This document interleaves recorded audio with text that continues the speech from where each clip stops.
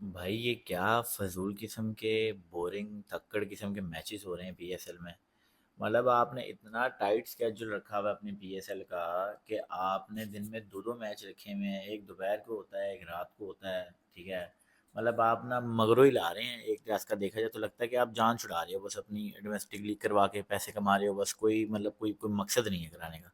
अरे यार, दिन में कोई एक मैच कराओ, या आपकी टीम्स में प्लेयर्स इतने इम्पैक्टफुल हों तो समझ भी लगती है। दिन में आप दो दो मैच करा रहे हो, इतने की हल्की टीम है और इतने हल्के मैच हो रहे हैं। खैर बहरहाल आज बात करेंगे पीएसएल के होने वाले कल के दो मैचेस की, जिसमें पहला मैच था लाहौर कलंदर्स का इस्लामाबाद यूनाइटेड के साथ, और जिसमें आपने देखा कि इस्लामाबाद ने टॉस जीत के पहले जो है वो बॉलिंग जो है वो की, और लाहौर कलंदर्स को पहले बैटिंग की जो है वो उन्होंने दावत दी। जिसमें आप देखेंगे कि जी, लाहौर की बैटिंग की बात कर लें तो लाहौर ने इतना कि अच्छा बैटिंग डिस्प्ले दिया, इतना कि फ़जूल बैटिंग उन्होंने की। उनके सारे प्लेयर्स, आप नईम से लेके शफीक अब्दुल्ला शफीक से लेके सिकंदर रज़ा से लेके पूरी लाइनअप देख लें उनके। Zero, 19 score, 4 score, 15 score, 2 score, 25 score, और वो भी जो 19 स्कोर और जो चार चार स्कोर है वो भी आपने इतनी बॉलों पे किया है। नईम आया, फ्लॉप हो गया 0 पे। हसीबुल्ला आया उसके बाद जी, 19 स्कोर किया 22 बॉलों पे। भाई क्या खेल रहे हो भाई, T20 खेल रहे हो। हरमन आया, चार स्कोर किया 14 बॉलों पे उसने। भाई आसिफ अली भाईजान हमारे सिक्स सिंग 150 छक्के मारते हैं नेट में एक दिन में। उन्होंने आगे 15 स्कोर किया 12 बॉलों पे। बर्ल आया, 2 पे आउट हो गया। सिकंदर रजा ने बड़ी कोशिश की खेलने की, हिम्मत मारने की, 25 स्कोर हुआ उनसे भी, भाई से भी 19 बॉलों पे। और हारिस भाई बॉल टेल एंडर है तो 100 स्कोर बहरहाल हुआ है आपका लाहौर का पहले बैटिंग करके। इस्लामाबाद ने ऑब्वियसली कराई थी, लेकिन बात यह है कि भाई very poor display of cricket bye Lahore Qalandars. मज़ा नहीं आया मैच देखने का। मतलब आप ये देखें ना कि शाहीन भाई भी आके 9 स्कोर करके गए हैं एंड पे। कोशिश उन्होंने बड़ी की 10 नंबर की लाज रखने की अपनी शर्ट पे जो लगा हुआ, लेकिन वो डिज़र्व नहीं करते। 10 नंबर की जो शर्ट इनको दी हुई ना, वो डिज़र्व बिल्कुल नहीं करते, इनसे ले लेनी चाहिए। खैर 20 ओवरों में 101 का टारगेट था इस्लामाबाद ने दिया। ठीक है। और उसके अगेंस्ट अगर आप लाहौर की आगे बॉलिंग देखें तो बॉलिंग बेचारे क्या ही सको डिफेंड करते। कोशिश अच्छी की, बॉलिंग अच्छी की। शाहिद अफरीदी ने शाहीन अफरीदी ने अच्छी बॉलिंग की, लेकिन चक्कर ये है कि भाई स्कोर ही आपका इतना कम है तो आपने क्या ही डिफेंड करना है। एक ही विकेट उनकी गिरी सिर्फ। ठीक है। समीर मिनहास की, उसके अलावा बाकी कॉनवॉय ने ओवरसीज प्लेयर है न्यूजीलैंड का, 55 स्कोर किया 34 बॉल्स पे। फाइक ने अच्छी इनिंग्स खेली 43, 19 बॉल पर मैच वहाँ पे खत्म कर दिया। मतलब 10 ओवर में उन्होंने मैच खत्म कर दिया। तो इम्पैक्टफुल इस मैच में कुछ भी नहीं था, सवाए इसके कि आप फाइक की एक इनिंग्स देख लें। और इसके अलावा तो कोई भी इतना खास इम्पैक्टफुल इनिंग्स नहीं थी जो पाकिस्तान की टीम को आगे बेनिफिट दे। बिल्कुल ही बोरिंग सा मैच था पहला मैच यार, बिल्कुल ही मज़ा नहीं आया मैच देखने का। और दोपहर के टाइम मैच कर रहे हैं आप, बिल्कुल ही मतलब आप समझ लें कि गली महल्ले वाला मैच था। और आप अपनी किटें देखें, आपने जो किटें पहनी हुई हैं, जो इस्लामाबाद की किट है वो लग रही है अफगानिस्तान की टीम खेल रही है, जो लाहौर की किट है वो लग रहा है बांग्लादेश की किट खेल रही है। बांग्लादेश की टीम खेल रही है। दोनों इस्लाम अफगानिस्तान और बांग्लादेश की टीम्स का मैच लग रहा था। और जिस तरह की उन्होंने स्कोर किया और बॉलिंग की है, वो लग भी उन टीम्स की रही थी स्टैंडर्ड। बहरहाल खैर, तो मैं गलत बोल दिया, पुराने ज़माने की बात कर दी शायद, लेकिन आजकल के दौर में तो उनकी भी बॉलिंग हमसे अच्छी है, उनकी बैटिंग भी हमसे अच्छी है। बहरहाल खैर बात कर लेते हैं दूसरे मैच की, जो हुआ पेशावर ज़ल्मी और कराची किंग्स के दरमियान में। डेविड वार्नर भाई वापस आ गए हैं, ऑस्ट्रेलिया से पाकिस्तान पहुंच चुके हैं ड्रंक एंड ड्राइव के केस में मुलवस होने के बाद भी। मैंने आपको कहा था सुपरस्टार हैं तो वापस आ जाएंगे।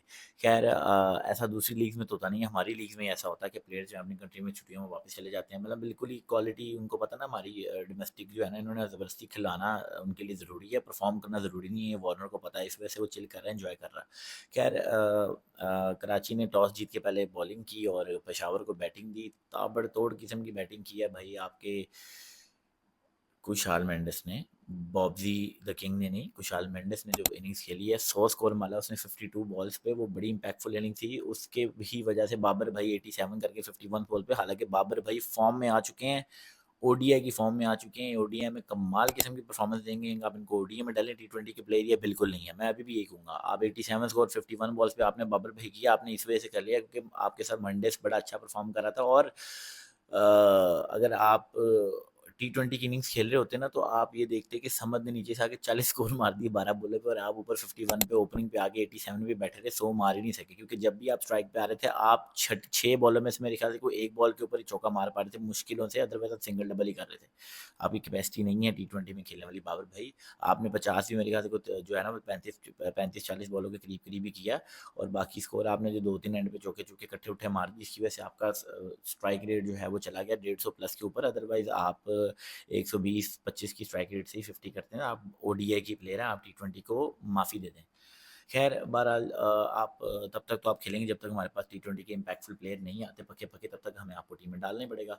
तो खैर 87 स्कोर किया बाबर भाई ने, 87 51 बॉल्स पे बड़ी अच्छी इनिंग्स खेली।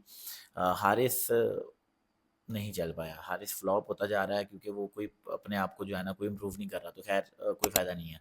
मेंडिस ने 100 मारा, ब्रेसवेल आया, उसने एक छिक्का मारा 3 पे, ठीक है टी20 में ऐसे ही खेलते हैं, जितना आपने स्कोर किया, आपने समझ ने 12 बॉलों पे 40 मारा, आगे ताबड़तोड़ किस्म की उसने बैटिंग की है, उसने बताया कि भाई वाकई हाँ भाई मेरे में जान है, और बाबर भाई खड़े होकर देखते रहे और स्माइल ही करते रहे कि हाँ बहुत अच्छा खेल रहा, तो हालांकि बाबर भाई के दिल से ना जो है ना बदवाएं निकली थी कि भाई मुझे स्ट्राइक दे दे, थोड़ा सा आराम से खेले, मैं कुछ जो है ना मुझे 7-8 बॉलें दे दे, 7-8 दे दे, या मुझे कम से कम 10 बॉलें दे दे, मैं 10 बॉलों पे 13 स्कोर तो मैं आराम से कर लूँगा, या मुझे कम से कम 8 बॉलें दे दे, मैं कोशिश करके ज़ोर लगा के कर लेता हूँ, मैं 100 मार लूँ, लेकिन नहीं करने दिया समझ ने अपनी परफॉर्मेंस दी, और उसने बिल्कुल अच्छा खेला, ऐसे ही खेलना चाहिए था।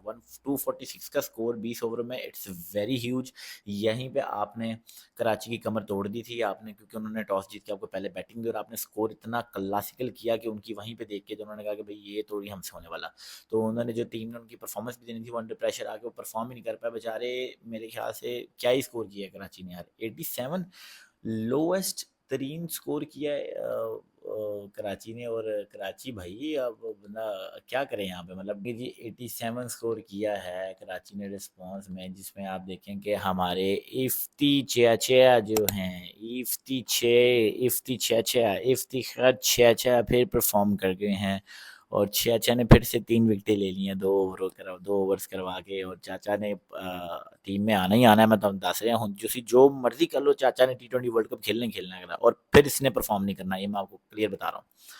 खैर कराची ने चेस करने की कोशिश की, और कराची की टीम जो है वो टोटली कोलैप्स कर गई ऊपर से लेके नीचे तक।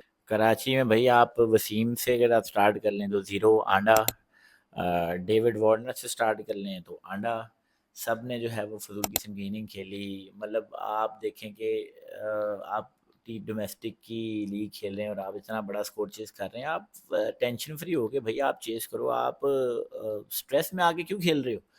खैर बहरहाल 87 पे भाईजान बुक हो गए ये लोग कराची वाले, और उसमें अगर आप देखें कि आज़म खान एक वाहिद एक ऐसे प्लेयर है जिन्होंने 25 स्कोर किया 27 बॉलों पे, वो क्या करता वो बेचारा, वो भी बेचारा भाई, तू इतना तेरा मोटा वजूद है, उसके बावजूद भी तू विकेट को कवर नहीं कर पा रहा, बॉल तेरी जो है ना वो रान जैसी लत को लग के विकेट को लग के तो आउट हो गया। तो ठीक है अनलकी रहा, लेकिन द थिंग इज के 25 स्कोर 27 बॉल पे बनता ही नहीं है, मतलब आप भी परफॉर्म नहीं कर रहे थे, तो टुल्ले ही चल रहे थे आपके, जो पे चौके जा रहे थे।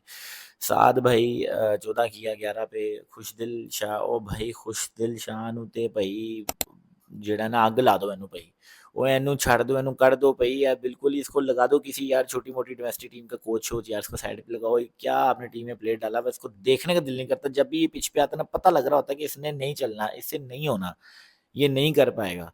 खैर बहरहाल 10 स्कोर किया 14 बॉलों पे मोइन अली, मतलब आप देखो कि भाई 159 के मार्जिन से पेशावर मैच जीत गया, आप 87 किया, तो आपने स्कोर किया ही किया है, मतलब आपने कोई कंपटीशन ही नहीं शो किया कराची ने, मतलब बिल्कुल ही ज़ीरो, दोनों मैचेस में मज़ा नहीं आया। सिर्फ पेशावर का आप देख लें, तो अगर इम्पैक्टफुल इनिंग की बात करेंगे तो बाबर भाई ओडीआई की फॉर्म में आ गए हैं, तो आप यही आपकी एक अच्छी चीज़ है, अदरवाइज़ आप देखेंगे और क्या इसमें आप स्टार परफॉर्मर की बात करेंगे, सुफियान मुकीम पे बस आप नज़र रखें भाई, सुफियान मुकीम जो है वो एक आपके लिए ब्राइट स्टार है पेशावर की तरफ से, लेकिन उसके लिए भी यही कि जब तक शेडी भाई टीम में है, शेडी भाई ने आपको नहीं बढ़ने देना, ये शेडी भाई ने यहाँ तो नवाज को रखना, या तो आपको यहाँ नवाज की बारी आ गई, नवाज को साइड में करके सुफियान मुकीम को डाल दिया जाएगा, मैं आपको बता रहा हूँ टीम में।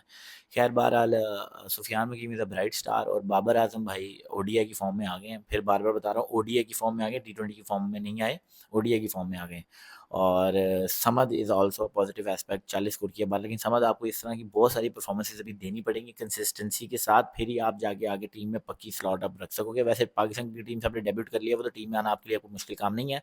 खैर, तो ये था दूसरे मैच का एनालिसिस पेशावर और कराची के दरमियान में, जिसने कराची में टॉस जीत के पहले पेशावर को बैटिंग दी। पेशावर ने तबाहकुन किस्म की बैटिंग की, 250 तकरीबन स्कोर, 246 का स्कोर पुटअप किया। बाबर भाई ने अच्छी परफॉर्मेंस दी, मेंडिस की 100 बड़ी इंपैक्टफुल थी। ओवरसीज प्लेयर है तो पाकिस्तान क्रिकेट टीम को उसका कोई फायदा नहीं है।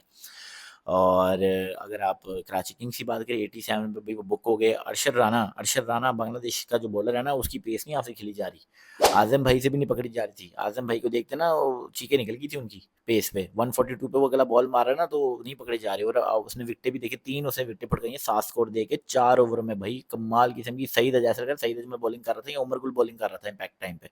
सईद अजमल मैंने इसलिए बोली कि सईद अजमल की बॉलिंग फिगर ऐसे होते थे, 7 स्कोर दे के 3 विकेटें 4 ओवर में, 5 विकेटें लेके 10 स्कोर 12 स्कोर देना है, ऐसे करके उसकी बॉलिंग फिगर्स होते थे सईद अजमल के। यार क्या क्लासिक प्लेयर थे सईद अजमल अजमल भाई भी। और उमर गुल इस तरह की परफॉर्मेंस देता था। अगर मैं फास्ट बॉलिंग की बात करूँ अरशद राना की तरह, तो उमर गुल इस तरह की बॉलिंग करके जो है ना, इस तरह की फिगर्स लेके आता था। आजकल हमारे जो स्टार बॉलर है, हारिस रऊफ और शहीनशाह अफरीदी, भाई ये नाम कही है, इनसे होना होना कुछ नहीं है, ये इस तरह की परफॉर्मेंस नहीं दे सकते। खैर, ये था 2 मैचेस का एनालिसिस। अगर आपको मेरा कंटेंट थोड़ा कुछ समझ लग रहा है, या मैं कोई इम्पैक्टफुल बात कर रहा हूँ, या आपको कुछ मेरी वीडियो समझ लग गई, या मेरी वीडियोस देख रहे हैं, अगर मेरी वीडियोस अच्छी लग रही हैं, तो काइंडली मेरे चैनल को लाइक कर दें और सब्सक्राइब कर दें। मैं आपको मिलूंगा अगली वीडियो में किसी नए टॉपिक या किसी नए मैच के रिव्यू के साथ, या किसी किसी इंटरेस्टिंग टॉपिक के साथ, या किसी डेली लाइफ के व्लॉग के साथ। तो तब तक के लिए टेक केयर, अपना ख्याल रखें, बाय बाय।